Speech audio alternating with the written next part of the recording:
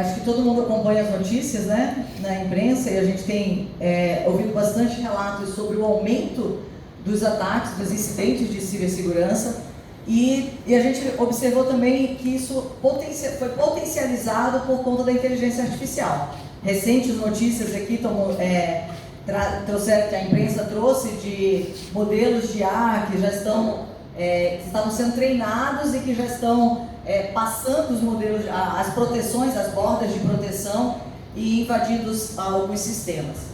E esse aumento do número de incidentes também trouxe um aumento da complexidade.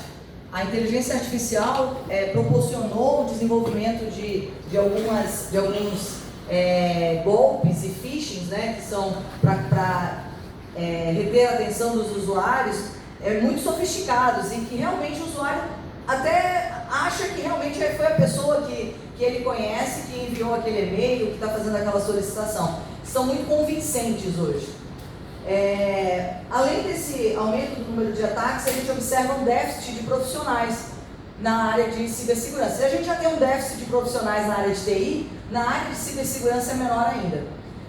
Até tem uma estatística aqui do IC Square, que é uma organização de certificação de profissionais de cibersegurança, que traz um dado que há um déficit de 230 mil especialistas de cibersegurança no Brasil. Esse dado é de 2024 e ele já mostra essa vulnerabilidade, né, que decorrente dessa falta de pessoas especializadas em cibersegurança. Já o relatório de 2025, ele já nem quer mais mostrar os dados globais, e ele já fala que ele já está mais preocupado justamente com essa falta das especialidades de cibersegurança. Não, eles já querem o profissional que faça a resposta aos incidentes de forma adequada, que rapidamente trabalhe com a forense computacional, que atue em times de Red Team, Blue Team, que são os ataques e defesas. Então, você observa que as coisas vão ficando mais sofisticadas, então você precisa de profissionais mais especializados.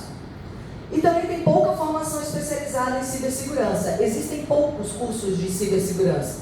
No Brasil, a área de cibersegurança, a graduação em cibersegurança, ela ainda está sendo, digamos, formalizada. A Sociedade Brasileira de Computação definiu as diretrizes curriculares de um curso de bacharelado em cibersegurança, mas que ainda, né, carece de uma análise e pelo MEC, um reconhecimento, e assim as universidades, principalmente as federais, poderem lançar esses cursos. Algumas já se lançaram, já estão ofertando curso de cibersegurança. A gente tem outras instituições como a PUC Paraná, foi a primeira que lançou o curso de cibersegurança, bacharelado em cibersegurança, mas ainda são muito poucas as iniciativas e os cursos. Além disso, você tem os cursos de especialização, os cursos técnicos são caros, são pagos, as certificações são muito caras na área de cibersegurança. Então esse é um outro cenário que também chama a atenção. E aqui, antes de falar sobre as capacitações, eu trouxe um dado do cenário do jovem brasileiro, que é um cenário preocupante. Em 2022, 11 milhões de jovens não estudavam e nem trabalhavam no Brasil. 11 milhões de jovens não estudavam e nem trabalhavam. E a gente falando de carência de déficit de profissionais. 1 a cada 4 brasileiros jovens. Então, a gente está falando que isso tende a piorar, né? Dos 10% mais jovens e pobres da população, metade não estuda e nem trabalha. A gente estava falando que há dificuldade do acesso a cursos que são caros, os mesmos cursos técnicos, a dificuldade dessa capacitação, apesar de ter oportunidade no mercado. Então, a gente olhando para isso, para esses cenários, o Guimarães vai fazer uma ponte aqui para a gente poder continuar e falar da capacitação, então. E bacana nessa parte de cibersegurança, né, que a gente vai discutir bastante hoje, antes que o mundo foi transformado, né, radicalmente, a gente se digitalizou, quase que completo, a parte de cibersegurança era muito distante, né? A gente sempre via nos filmes o hacker lá com aquele capuz, né, escondido numa sala escura com uma tela com caracteres em verde. E hoje a população acaba sendo impactada por qualquer tipo de ataque, né? Seja o ataque que você perde dinheiro, seja até aqueles benditos avisos da Defesa Civil de ficar todo mundo apavorado. Né? Teve um recente ataque que aconteceu isso. E aí, como é que a gente pensou numa forma de contribuir para a gente conseguir mitigar, reduzir um pouco esse risco que a gente vem enfrentando ao longo dos anos? Né? Isso. Então, dado esse cenário que a Michelle acabou de apresentar aqui de uma maneira muito rápida, ou seja, uma grande fotografia que a gente vê, como é que o programa Hackers do Bem responde, né, a esses problemas, a esses riscos que a gente vem identificando e vem percebendo isso ao longo dos anos? E o que é o programa Hackers do Bem, né? Então vamos começar falando. O programa Hackers do Bem, ele tem essa missão, né? A formação profissional completa, prática e de qualidade. Então, o programa Hackers do Bem, ele é financiado com recursos da Lei de TICs, Ministério da Ciência, Tecnologia e Inovação. Ele está inserido no contexto do programa PPI da Softex, então ele é coordenado pela Softex e tem como executoras a RNP e o Senai São Paulo. Aqui tem o QR Code já direto do site, mas é muito fácil. hackersdobem.org.br, você encontra informações dessa capacitação. Eu vou falar em detalhes ao longo da apresentação como que está organizada essa capacitação, mas são 5 níveis, que vai de um nivelamento, ou seja, qualquer um pode entrar nessa formação com conceitos básicos de computação e de programação, e no próprio nivelamento, onde a gente tem introdução à computação, à programação, a redes, conceitos básicos de segurança, para nivelar mesmo, né? A gente vai avançando no básico, no fundamental, especializado e até uma residência tecnológica. É um curso de capacitação completo por isso, que ele vai de um nivelamento até uma residência prática. O objetivo do programa: formar recursos humanos qualificados em cibersegurança. Só que a gente, além das capacitações, né, que estão ali, da capacitação gratuitas, com uso de ambientes de experimentação, então não é só uma capacitação teórica, é uma capacitação prática, onde por meio de simuladores e de ambientes para experimentação, esse estudante pode treinar, né, os conceitos que ele está lá analisando nos vídeos. Então, a formação está constituída em turmas assíncronas, nos primeiros níveis, nos 2 primeiros níveis, nivelamento básico, e dali em diante segue turmas síncronas, com mentores, com ambientes práticos e toda uma didática orientada a problemas. Além das ações de capacitação, a gente também teve a oportunidade de abrir chamadas públicas para projetos de P&D, onde esses grupos de trabalhos, eles desenvolveram soluções inovadoras para o ensino de cibersegurança. Foram jogos, plataformas, videobots. Então, esses grupos de trabalho estavam desenvolvendo instrumentos para que professores pudessem, então, oferecer essa prática em cibersegurança. E eu vou trazer os resultados mais à frente. Além disso, a gente sabe que os jovens, principalmente para motivá-los, eles gostam de uma competição e de um jogo, né? Então a gente organizou alguns eventos de Capture the Flag, que é um tipo de competição muito comum na área de cibersegurança. Também hackathons, para estimulá-los a desenvolver soluções inovadoras. Eu vou contar uma história bem legal sobre um hackathon que a gente desenvolveu, que a gente realizou em Natal.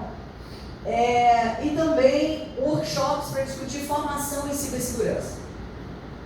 Então a gente teve projetos P&D, competições e a implantação de um Hub Nacional de Cibersegurança, que é um ambiente virtual que conecta esses estudantes aos profissionais e ao mercado. Lá vão ter oportunidades, novos cursos, webinars, trabalhar outras formações. A gente tem uma preocupação, né, Leandro, quando a gente montou o curso, de falar sobre ética. Desde o primeiro módulo a gente fala de ética. E nesses webinars a gente trabalha outras soft skills importantes também para a formação desse jovem, desses estudantes, não só jovens, a gente vai mostrar que não são só jovens, o público, né, atingido.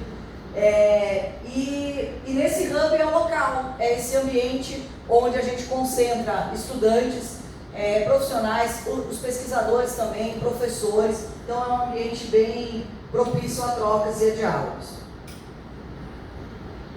E aí, como a Michelle apresentou antes, a gente tem ali em torno de 11 milhões de jovens, né, que não trabalham e não estudam. A gente tem um déficit de 230 mil profissionais em cibersegurança aqui no Brasil. Então, quando a gente lançou o programa, acho que a primeira atividade que a gente pensou em fazer, quando efetivamente começamos a desenvolver, é desenhar as personas.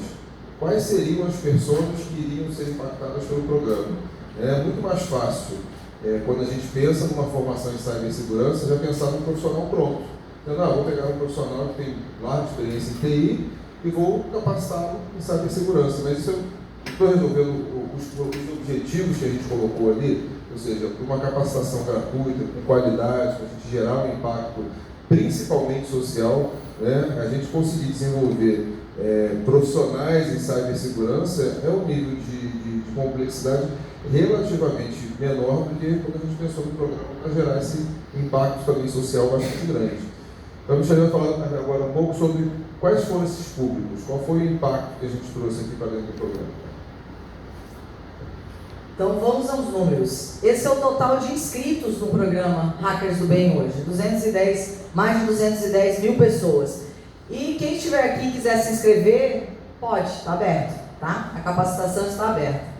Então, ou seja, esse número está aumentando, né? Aliás, a última vez que a gente coletou esse número foi há 2 semanas, né? A gente fez uma apresentação e nós temos, no modelo de governança do programa, nós temos uma comissão externa que acompanha o programa, formada por pessoas do governo, CGI, SGD, também do CGI-BR, CERT-BR, a comunidade acadêmica, Brascom, Acespro. A gente se reúne em algumas reuniões para apresentar o programa e eles nos darem sugestões para melhorar e aperfeiçoar o programa. Essa comissão externa ela é muito interessante e acompanha o programa desde o seu início.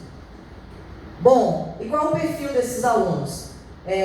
Jovens entre 18 e 25 anos, adultos jovens de 26 a 35 anos, são os 2 principais públicos, tá? Então, se vocês forem olhar ali, quase 60% está nessa faixa etária, entre 18 e 35 anos. Mas também temos, acima de 45 anos, um número considerado de 15%, e menores de 18 anos é um número menor. Como eu falei, o programa está aberto para qualquer estudante do Fundamental possa se inscrever e fazer a capacitação. Gênero. Aqui vem a realidade, né, que a gente já sabe das mulheres e das meninas, né, em TI. 22% somente é o público feminino, declarado, né, é uma autodeclaração, e 76% do masculino. Então a gente sabe que o curso que hoje majoritariamente é masculino. Escolaridade. Esse aqui foi uma grande surpresa até pra gente, né, Leandro? Acho que era os números mostram que a grande maioria está no ensino superior, ou cursando, ou já cursou o ensino superior. Temos pós-graduação e um número razoável ali de estudantes no ensino médio. Então, cerca de 7 em cada 10 alunos já cursaram ou estão cursando ou concluíram a graduação. 7 em cada 10. Então, foi um público um pouco mais formado. Não sei se essa área de cibersegurança assusta um pouco, mas foram profissionais que estão na graduação que tiveram mais destaque aqui nesses dados. Agora, por regiões, né? Essa aqui é uma realidade que nos impactou também. Metade do programa está na região sudeste, 52%. A região norte, muito pouco representada, apenas 6%, pouco menos. A maioria boa, Leandro, a maioria do sudeste é São Paulo, tá? É o estado de São Paulo. Desse total de 210 mil inscritos, a gente está falando de 111 mil na região sudeste. É um número bem expressivo. E isso é uma oportunidade. É uma oportunidade de, numa fase subsequente do programa, a gente olhar para esses números e procurar olhar para essas regiões.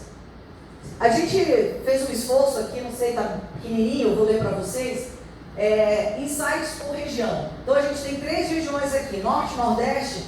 A gente observou que era um público jovem, que estava buscando entre 18 e 25 anos, que estava buscando uma formação inicial na área. O primeiro emprego na área de cibersegurança, essa é a motivação da busca por essa formação. Tem o peso do ensino médio também, mas a gente observa que essa foi a característica ali da formação do Norte e Nordeste.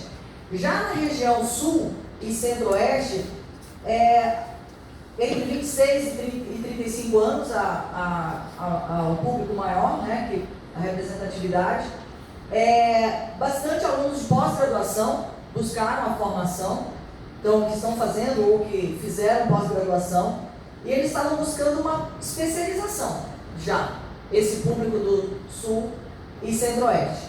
O público do Sudeste, a busca era por uma requalificação, muitos buscando mudança de carreira. Então, muitos profissionais que estavam fazendo o curso já, até a idade, as faixas eram relativamente equilibradas, mas que estavam mudando, procurando o programa como oportunidade de mudança de carreira. Isso foram os nossos insights, né, por conta da região. A gente fez uma relação entre idade, formação, né, e até onde a pessoa foi no Hackers do Bem. Então, em cima disso, a gente conseguiu gerar esses 3 insights. O importante desses slides que a Michelle apresentou é a importância da gente gerar dados, né? E a partir desses dados a gente conseguir ter esses insights. E a partir desses insights a gente replanejar como vai fazer a fase 2 do Hackers do Bem ou por qualquer outro tipo de programa de formação massiva que a gente vem desenvolvendo. Questão de gênero, é homogêneo em todo o país, é baixa a representatividade feminina, então a gente está falando de 76% masculino em todas as regiões. E essa concentração versus oportunidade, né? Sudeste reúne 52%, então há uma concentração naquela região. No Nordeste já temos 26% e um público mais jovem no Nordeste. Essas foram, então, os insights. Bom, agora vamos falar dos números da capacitação. Como eu disse, foram vários níveis, né? Então, o nivelamento, só um número geral, né? A gente tem mais de 50 mil certificados emitidos, distribuídos nessas etapas do programa. Então, no nivelamento, hoje, a gente tem cerca de 27 mil certificados emitidos do nivelamento. A gente está falando, a gente tinha uma meta de atingir 30 mil, né? Então a gente está com 28 mil, 27 mil, 28 mil, 93% que a gente está chegando ali nessa meta.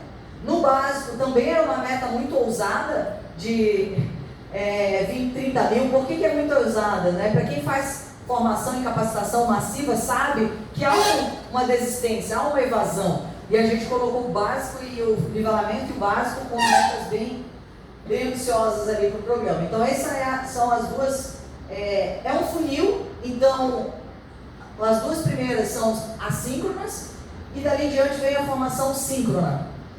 Aí o funil a gente ofertou para o fundamental especializado em residência um número menor de vagas, porque são turmas síncronas, como eu falei, com aquela ideia de mentores, aulas práticas, algo um pouco mais orientada. A gente tinha uma meta de 3 mil no fundamental, já temos mais de 3.400 formados com certificado, então a meta já foi superada. Na especialização também, no nível especializado, a gente já tem, a meta é de 2.000, a gente já tem mais de 2.400. E a meta da residência tecnológica, a gente está quase lá.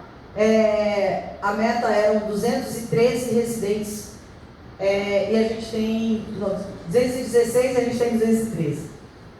Por que a residência eram tão poucas vagas? Para explicar. A residência tecnológica é uma formação prática que foram distribuídas nos pontos de presença da RNP. A RNP está presente, então, em todos os estados, e nesses locais que os residentes foram atuar.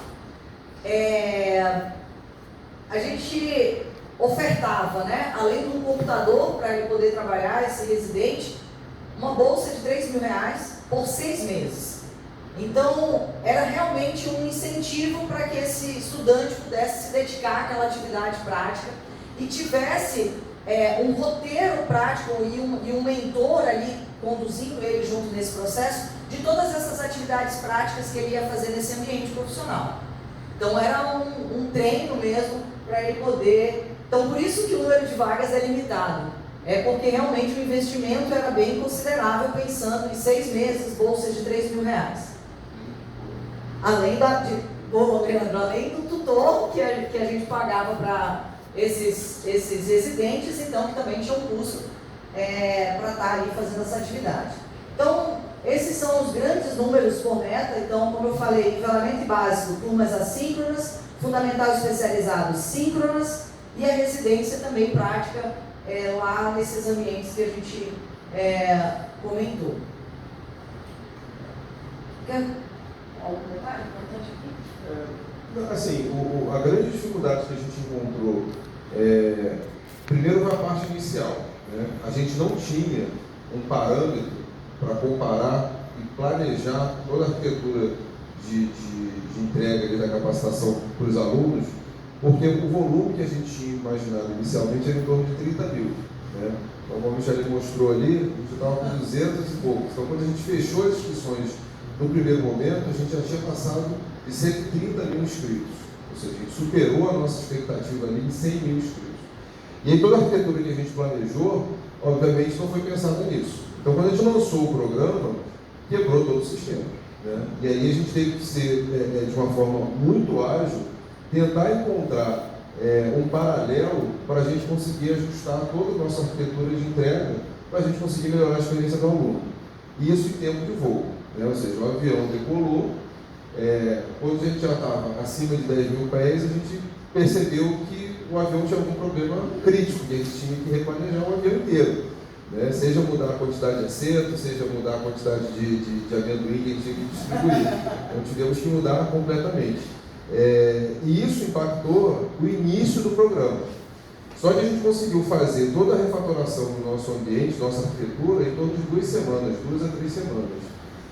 E com isso a gente conseguiu evoluir. Então, o primeiro impacto nosso em relação ao lançamento do programa foi que, originalmente, a RNP não tem esse contato com essa quantidade de usuários finais ao mesmo tempo. Né? Quando a gente fala de um serviço avançado, quando a gente fala de um GT de P&D, a gente acaba não impactando e não falando diretamente com aquele usuário final. O Hackers do Bem, não. Então, a própria equipe de atendimento integrada da RNP também ficou apavorada, porque a gente saiu de um atendimento de torno de 500, 600 chamados mês para 2.000 dias. Então, a gente falou, olha, temos um problema, temos que refatorar. E aí, com isso, o lançamento do nivelamento, ele acabou servindo como parâmetro para a gente reajustar o programa como um todo. Porque todos os números que a gente tinha imaginado inicialmente foram mudados. Né? Exato. E diante desse... As perguntas podem ser no final? Tudo bem? Diante desse número, a gente também, a cada certificado emitido, a gente vai escutar, né, fazer um exercício de uma escutativa desse estudante para a gente coletar as impressões dele relacionadas ao programa. Hoje a gente está com uma média de satisfação de 78%, e por etapas, né? A gente tem ali a satisfação por etapa. Então, o Leandro comentou, né, que o nível do nivelamento, a gente foi muito impactado no início do programa. Então, os primeiros meses, quando a plataforma começou a dar problemas, os vídeos, mesmo depois da gente distribuir os vídeos pelas CDNs e contratar outras CDNs além da RNP e fazer isso de forma bem distribuída, ainda assim enfim, né, a gente conhecia a solução, conhecia o que a gente estava fazendo, só que a procura era muito grande. Então, a gente teve um impacto nessa satisfação ali no nível do nivelamento. O primeiro foi bastante impactado, e a gente já consegue melhorar os números, né? Fomos melhorando esse índice de satisfação no decorrer das melhorias que a gente foi investindo na plataforma. Bom, sobre a residência tecnológica, a gente também tem 233 ofertas, né? Tivemos 233 ofertas na residência, uma taxa de aprovação de 91%. É que a gente teve muita informação e muito dado, né, Leandro? Mas a gente tem um slide escondido ali que a gente mostra Depois a evasão. A gente tem uma reprovação grande e uma evasão. Essa reprovação é porque não era só um quizinho bobo, o cara vai respondendo, vai passando e vai avançando. E na residência mesmo, era um trabalho que ele tinha um mentor, ele tinha que fazer uma entrega de qualidade, ele tinha que fazer uma apresentação no final. Então esse índice ali de aprovação e desses 216 reprovados, mesmo com o mentor ali puxando a mão, tentando fazer, contribuir com esse aluno, mas a gente observa que ainda assim, esse nível de qualidade que a gente queria, estava impondo, ainda assim gerou, né, essa evasão e essa reprovação. Mas os números foram muito bons. Eu não havia mencionado ainda, a linha de especialização, são 5 linhas na área de cibersegurança: Red Team, mais ligadas a ataques, né? Blue Team, a equipe de defesa, resposta a incidentes e forense computacional, DevSecOps, a parte de DevSecOps, e a parte de gerência, risco e compliance, GRC. Então a residência também, o nível especializado, eles estavam ali, tinham que escolher qual que eles iam seguir, eles só podiam escolher um, e a residência também era de acordo com o nível do especializado. Maior número de residentes na área de Red Team, depois seguido de Blue Team, GRC, resposta a incidentes, e DevSecOps eram, até a gente brincava que existiam empresas que estão ali acompanhando, né? O interesse deles no DevSecOps era enorme, tinha empresas assim esperando a formação para poder contratar, e a gente não tinha tantos interessados nessa área. Então ali como a gente falou, o Leandro falou, os números nos dizem muita coisa. E esses números a gente pode trabalhar em parcerias e formar pessoas para atuarem agora se debruçando sobre esses números. Apesar da baixa participação feminina, 18%, as mulheres desempenharam muito bem. As que resistiram e chegaram até o final, inclusive, foram as melhores nas 5 categorias. Os melhores residentes foram mulheres. Impacto prático, né, que a gente queria colocar nessa formação prática dos alunos, fortalecimento da confiança na entrega do programa, em especial depois que eles começaram a entrar nas turmas síncronas, com mentores. Muitos desses mentores são pessoas do mercado, né, Leandro? Foi uma seleção bem interessante que a gente fez, e esses mentores são pessoas que estão lá no mercado, atuando na área de cibersegurança. Então isso foi muito importante para os alunos, essa confiança que eles passaram a ter no programa. E o Hub, que eu vou contar daqui a pouco como é que ele funciona mais em detalhes, também essa criação de comunidade, ela é muito importante, porque lá vão ter outras oportunidades no Hub. A gente oferta outras, não só webinars, mas outros cursos. As empresas estão lá e estão observando essa comunidade. Sobre a síntese do perfil, então, ao final, a gente observou que o programa, né, dialoga principalmente com adultos em início ou consolidação de trajetória profissional. A gente falou, né, uma forte aderência entre pessoas com ensino superior incompleto ou completo. E essa distribuição indica espaço para estratégias de ampliação, tanto da diversidade quanto da questão regional. Então, essas oportunidades, como eu falei, né, a gente não vê como um problema, mas como uma oportunidade para que nas próximas fases do programa, dessa capacitação, a gente leia esses dados e busque apresentar soluções para esses dados, né, para o que a gente está observando. E aí, quando a gente está falando, a minha fala até inicial, a conexão no evento, a gente fala de impacto social, né? Como é que a gente traz e melhora, né, a questão da inclusão aqui no Brasil, principalmente no mercado de trabalho, né? E isso traz uma representatividade maior, né, do impacto social. Então, como é que a gente imaginou, né, primeiro o programa, e depois como é que a gente pensou em como que a gente vai calcular esse impacto social. Uma coisa é a gente calcular a quantidade de alunos, a quantidade de formandos, a quantidade de certificados. Tá, mas o que isso traz efetivamente de impacto social, né, aqui no Brasil? A gente seguiu uma metodologia, todo um rigor para a gente poder chegar nesse número, né? E ela quantifica esse valor. Então ela traz converte esses benefícios, né, como renda, empregabilidade. Ela considera vários fatores, não apenas conseguir um emprego, mas o que isso afetou para aquela pessoa, né, em termos de renda familiar, família, o ambiente que ela está inserida. É baseada em evidências para a gente poder coletar isso. Foram feitas muitas entrevistas com esses que receberam o certificado e alguns grupos focais também. E aí gera essa relação, né, uma razão. Então, o número do SROI até então medido foi de, a cada real investido, o retorno de 2,26 em valor social para a sociedade. Esse é o valor hoje que a gente mediu do SROI. A gente trouxe para comparar ali grandes, né, ações, como Gerando Falcões e Amigos do Bem, para poder comparar como é que a gente estava, né? Então é claro que a gente está, essas iniciativas são já de longo prazo, mobilizam uma comunidade inteira. Então, Gerando Falcões, a gente vê bastante resultado e comentários na imprensa de como é a atuação. E para cada real investido, 3,5, Amigos do Bem, 6,45. Então, a gente olha para esse número e vê que a gente pode ainda crescer e ampliar esse resultado, olhando para aquele jovem que nem estuda e nem trabalha, né, que a gente comentou, e mudar a realidade desse jovem. E agora a gente vai sair da parte toda de capacitação, vamos falar agora da parte de justiça e desenvolvimento, que retroalimenta também a parte de capacitação. Então, já houve resultados que saíram do programa GT e já foram incorporados, e serão incorporados até para a fase 2 do programa, como, por exemplo, o simulador. Vou passar para o Michele para falar um pouco sobre esses ciclos de desenvolvimento. Então, foram 2 chamadas de P&D. Como eu falei, o objetivo era construir soluções, ferramentas educacionais.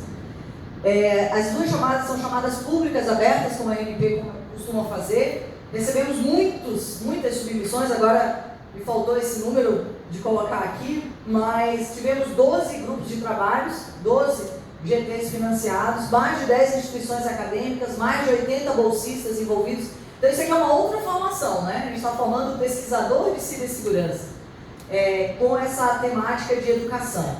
29 artigos publicados, 11 premiações e menções honrosas. Poxa, agora ficou muito pequeno, mas tudo bem, vamos lá. Tem trabalho aqui da UF, né? Teve um simulador desenvolvido, coordenado ali pelo professor Igor, mas a gente teve então 2 ciclos, né? Várias instituições, aí os pins mostram onde esses grupos de trabalho estavam atuando. Eu vou citar apenas 2 trabalhos. Um do primeiro ciclo, o GT Ricari, ele desenvolveu uma ferramenta que tem como objetivo atuar mais para a defesa, ou seja, implementar a partir de dados, gerar soluções, controles de segurança para a defesa. Então é para atuar no Blue Team. Essa ferramenta hoje a Anatel utiliza nos seus treinamentos.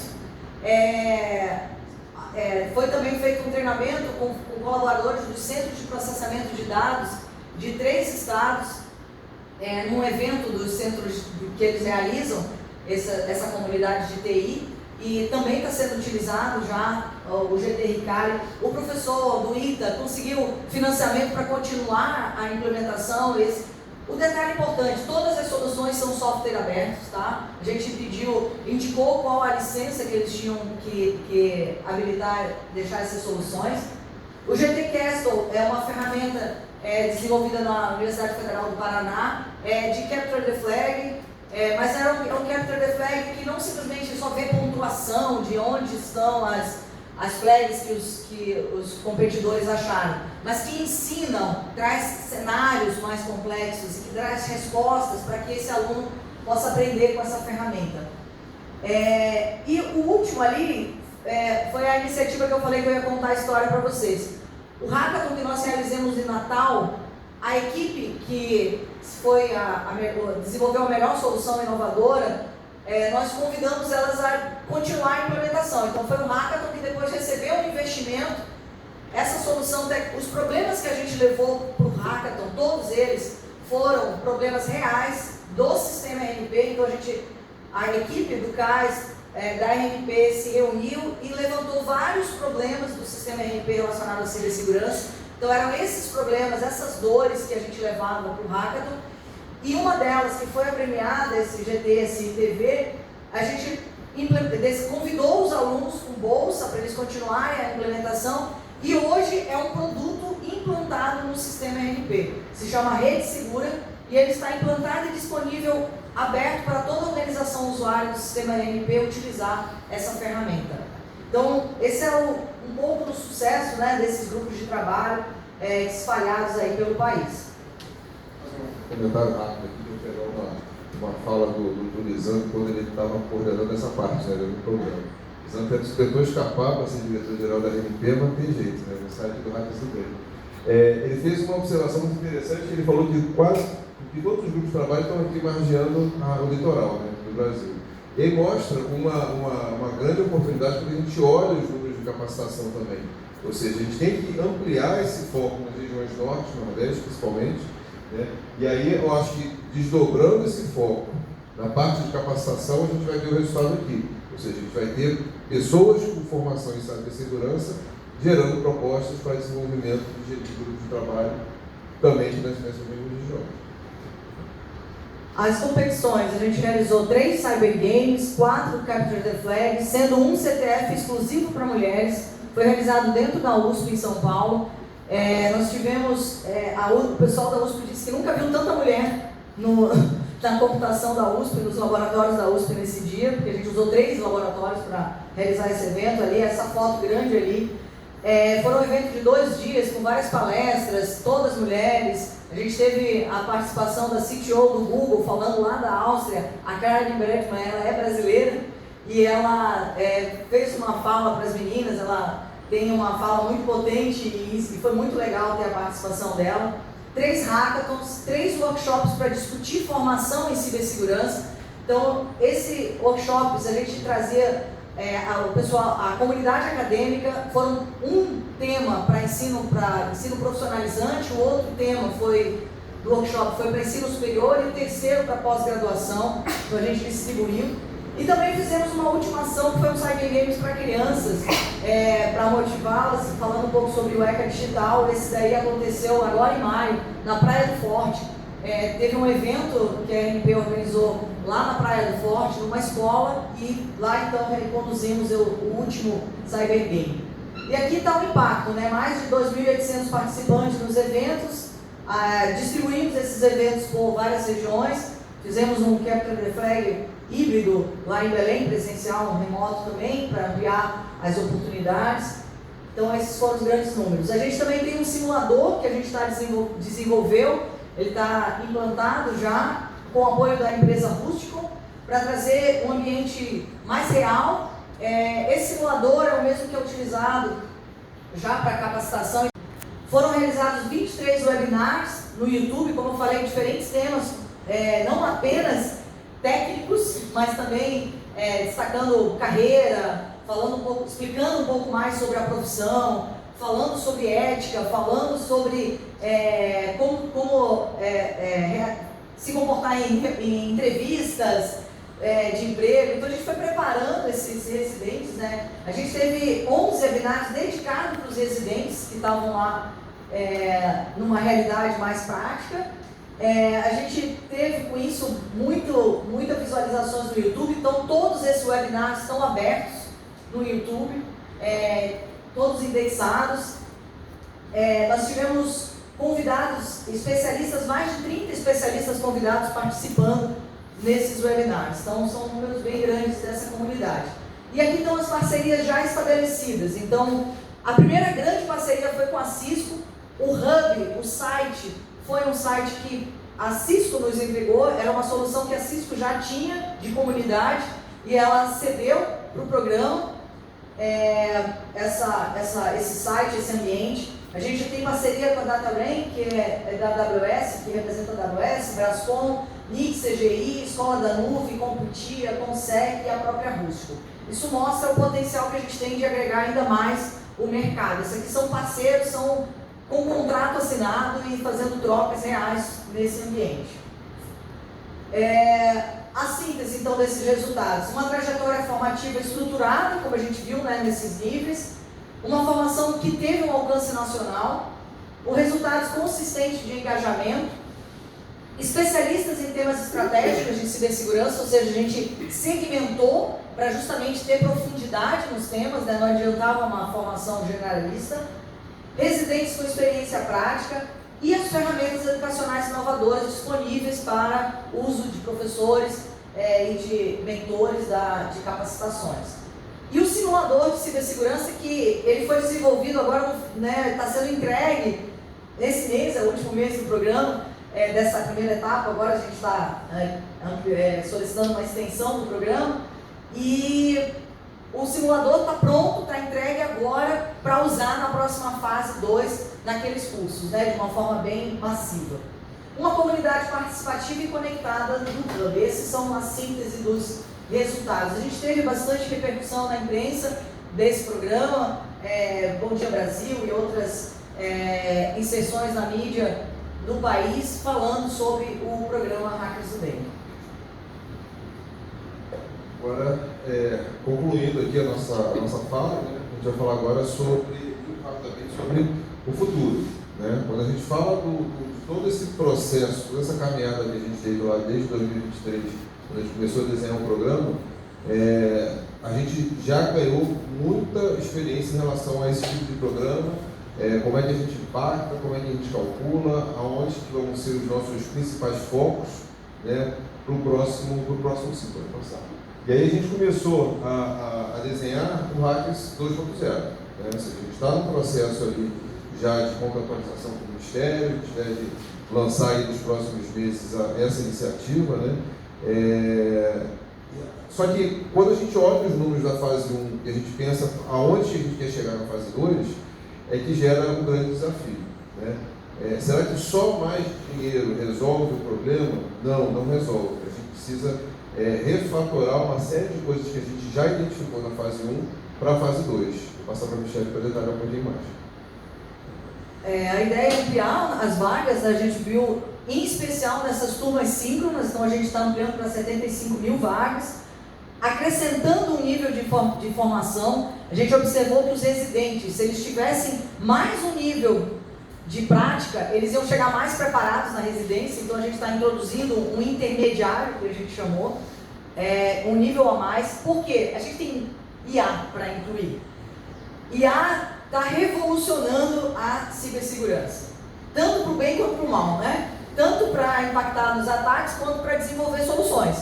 Então, a gente precisa de um nível a mais de formação para inserir IA, para inserir a parte de tecnologias quânticas, porque também é outra tecnologia que vai impactar muito a cibersegurança, não só por conta dos computadores quânticos, pelas quebras de chaves, mas também pelas soluções pós-quânticas, né, os algoritmos pós-quânticos de criptografia. Tem muita coisa para se fazer na área de cibersegurança referente a essa área, e a gente tem que ter essa prontidão tecnológica. A gente tem que formar uma massa crítica nessas áreas.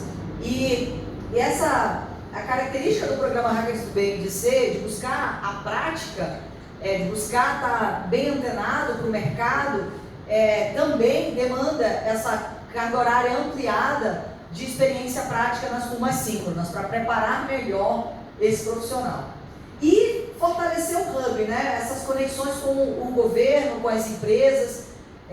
Na fase 2 a gente está buscando novas parcerias, atuação do Centro de Excelência em Cibersegurança do CESA e outras instituições também, governo. A gente tem uma parceria muito forte com o GSI. Então a nossa proposta é que a gente fortaleça esse Hub para realmente ter um local de conexões e de lá oferte outras oportunidades. Uma coisa também que a gente quer colocar no Hub é esse acompanhamento para o cálculo do SROI. A gente tem que acompanhar 2 anos, né, a vida dos egressos do programa.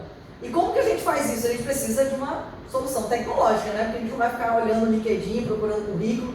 Então a gente precisa de uma solução tecnológica. Então o Hub vai ser o local onde a gente vai ter essa solução tecnológica para conectar essa comunidade que está formada pelo programa. O próprio governo, né, o MCTI e o GSI falam muito sobre essa prontidão tecnológica, os guardiões cibernéticos, né?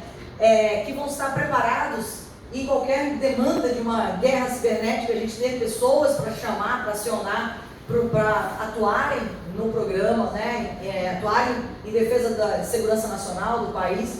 Então a gente tem essas demandas crescentes para essa nova fase. Quer falar um pouquinho da inteligência artificial? E aí, obviamente, como a vida nossa já está muito tranquila, a gente também está modelando um outro programa, né, focado em inteligência artificial.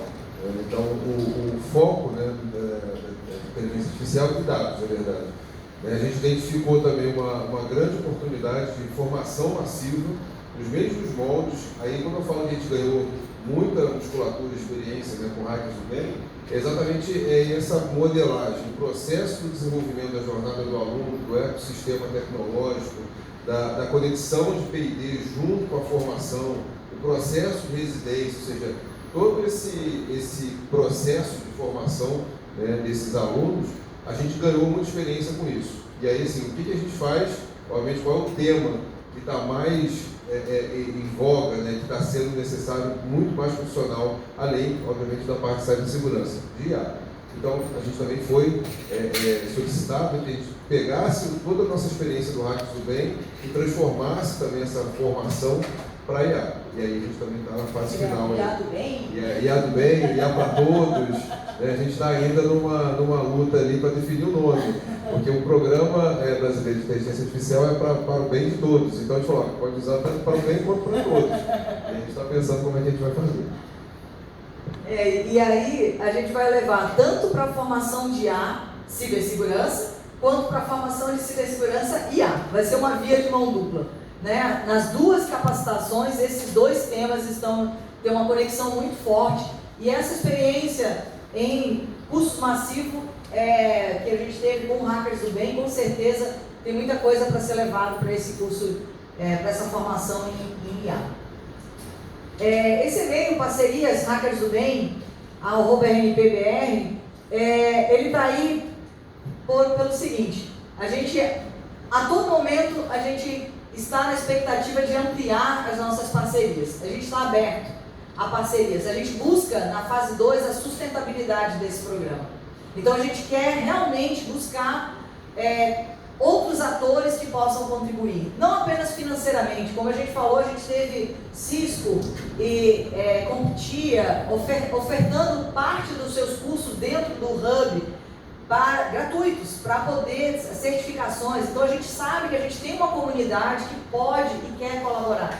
Foi engraçado, né, em alguns números, né? A gente via grandes empresas, tá? Não vou nem dizer, mas imagine grandes empresas que constroem grandes condomínios, grandes pontes, grandes soluções, né? Não vou citar nomes das empresas, onde toda a equipe de TI estava inscrita no Hackers do Bem. Então, assim, eles têm interesse no programa, na formação. Então esses atores, essas empresas, elas podem também buscar essas conexões. A gente vê hoje parcerias que a gente vai estabelecendo, por exemplo, com as associações, Brascom, a gente já tem uma parceria forte. A gente busca também parcerias para a gente poder fazer essa mobilização com os estudantes. A gente sabe que a gente precisa trabalhar de uma forma ampla, né, com esses estudantes. As soft skills, como eu comentei, essa questão de RH, a gente teve palestras de pessoas de RH para falar com esses estudantes, para falar com esses residentes, porque justamente a gente quer essa formação mais completa. Então esse e-mail está aí para isso. Então parcerias hackersdobem@rnpbr, estamos abertos para conversar. Agora vamos às suas perguntas.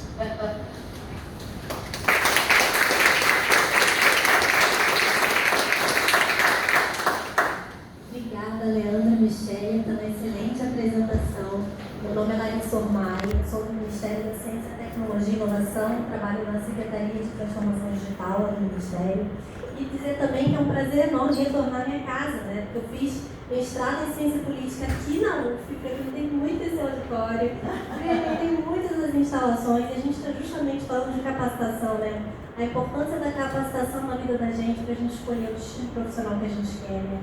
Logo depois eu passei no concurso para o Ministério. Então, assim, Realmente, a capacitação é fundamental na nossa vida e o Ministério tem o maior prazer de conferir uma apresentação como essa, que apresenta tantos resultados positivos. O Ministério apoia essa iniciativa. Como foi falado, essa iniciativa ela vem do financiamento da lei de TICs. É importante a gente destacar a política pública que está por trás, né? Porque o que é a lei de TICs? É uma lei de 1991 que ela tem projetos e programas prioritários de acordo com a estratégia nacional. Então tem a Softex, que é uma grande empresa, para que ela tenha um benefício tributário, parte dos recursos que seriam meramente imposto, né, vão para projetos como esse, Hackers do Bem, né? E aí eu trago aqui alguns números que eu peguei aqui na minha colinha para não esquecer, né? A gente tem, além do Hackers do Bem, também o programa Residência em TIC, que também tem esses recursos dos programas, né, na lei de TICs. Então, a gente tem 1.000 alunos, né? Hackers do Bem, como foi falado, já superou muito a meta dos 30 mil inicialmente, né, pactuados. Então, é um programa muito bem sucedido, que a gente tem muito orgulho. E mais ainda, né, por abraçar tanto um público-alvo tão diversificado, de pessoas que não têm experiência nenhuma e que acessam os conhecimentos de cibersegurança, que conseguem em posições no mercado profissional. Isso realmente é um impacto social super relevante e dá muita satisfação para quem trabalha com política pública conseguir perceber esse resultado, né? Então, em síntese, essas iniciativas, elas são de formação de capital humano TIC, combinando investimentos expressivos, investimento público, política pública, muito trabalho do Ministério da Ciência, Tecnologia e Inovação. Tem uma ampla capacidade geográfica, atuação conjunta de universidades, institutos de pesquisa, organizações de inovação, para atender a crescente demanda por profissionais qualificados na economia digital. Então, queria só destacar um pouco esse aspecto da política pública.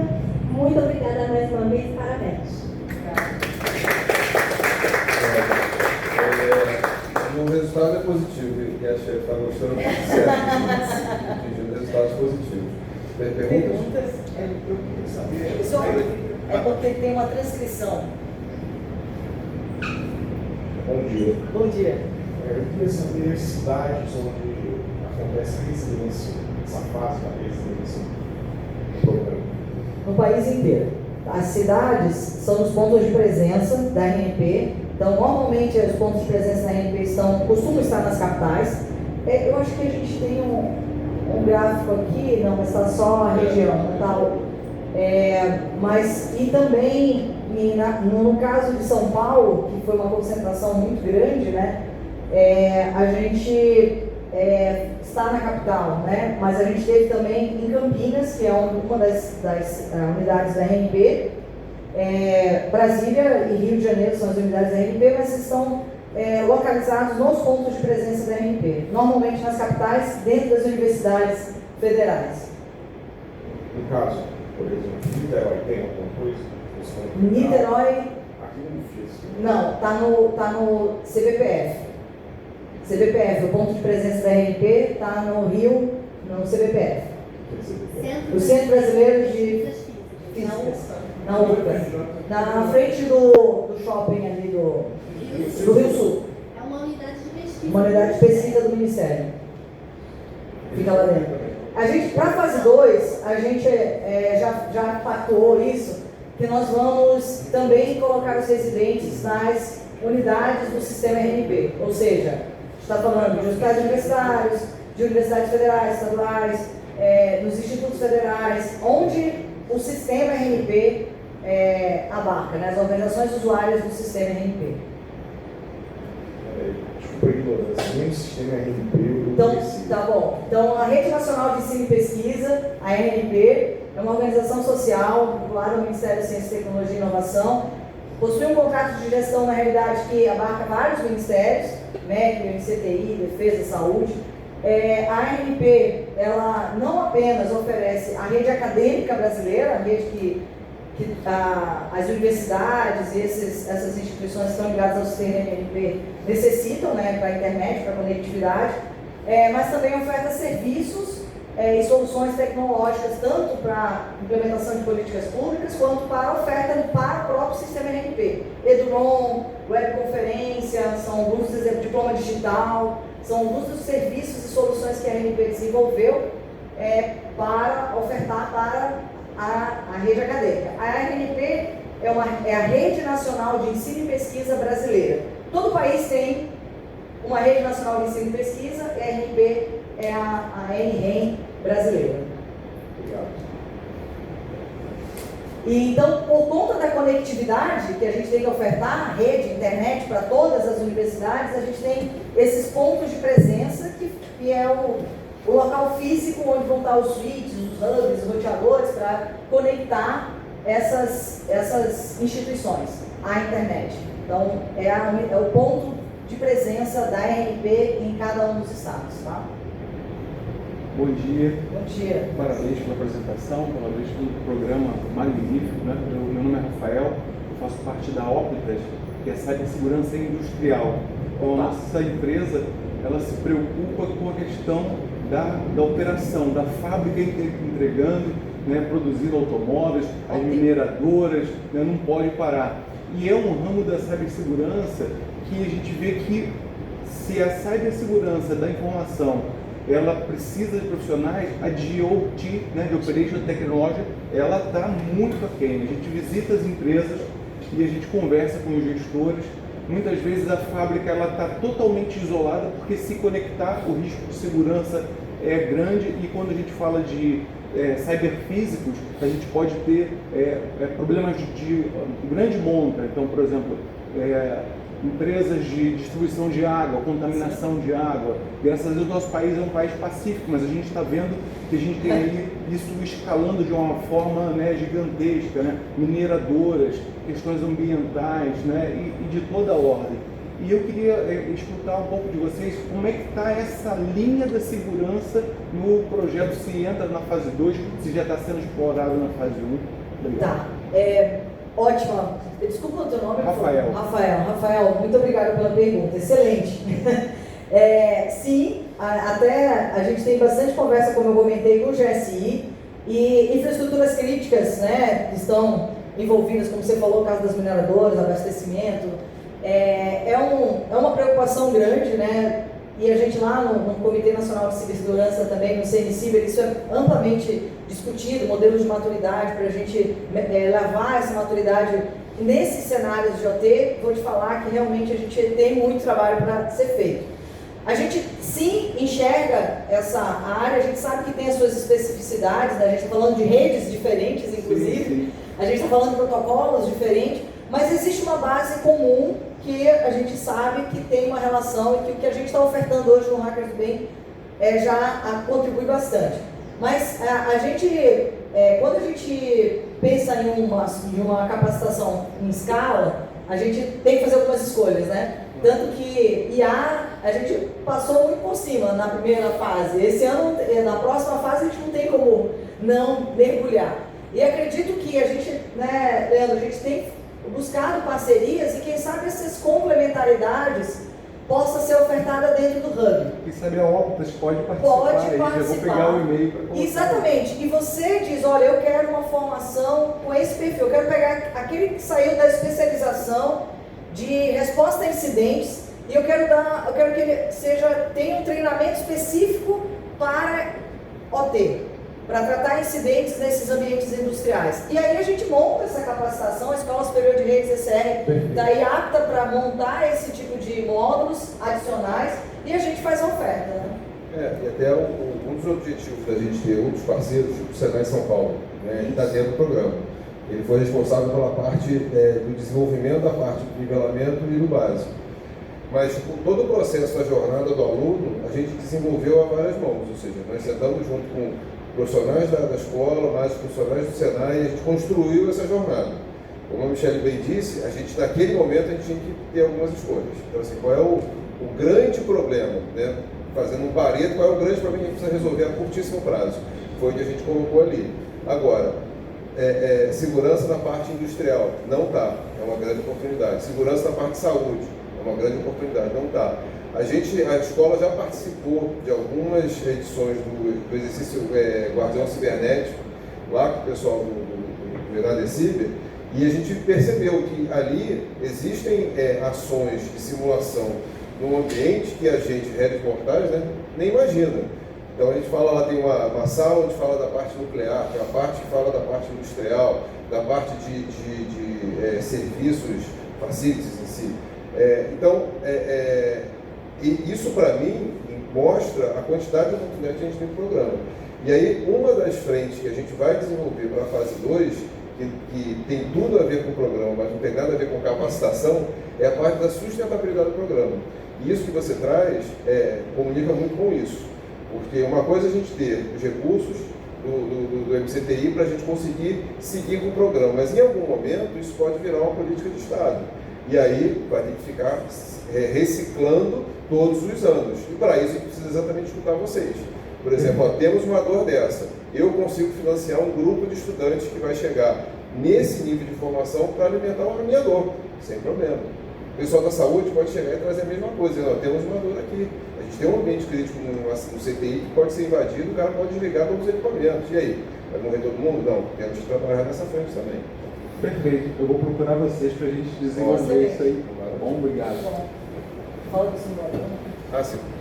O simulador que a gente estava comentando, da Ruscom, é o que é usado no Guardião Cibernético e ele pode construir esses cenários, tá? Ele está habilitado. Inclusive, a gente lançou o desafio da fase 2, vai ser estender esse simulador usando P&D, os grupos de trabalho, para construir esses cenários complexos. Perfeito. Então, vamos construir um cenário industrial complexo ou um cenário hospitalar, através das pesquisas, colocar para dentro do simulador e começar a ampliar e potencializar esses estudos. O mercado pratica alguma coisa chamada Digital Twins, que é reproduzir Digital a fábrica, Twins, exatamente. né? Para você poder simulações seguras, porque Isso. a necessidade dentro de um ambiente operacional é muito grande. Exato. E a gente, com esse simulador, vai ter a possibilidade de experimentar e construir esses gêmeos digitais. Perfeito. Deixa eu perguntar.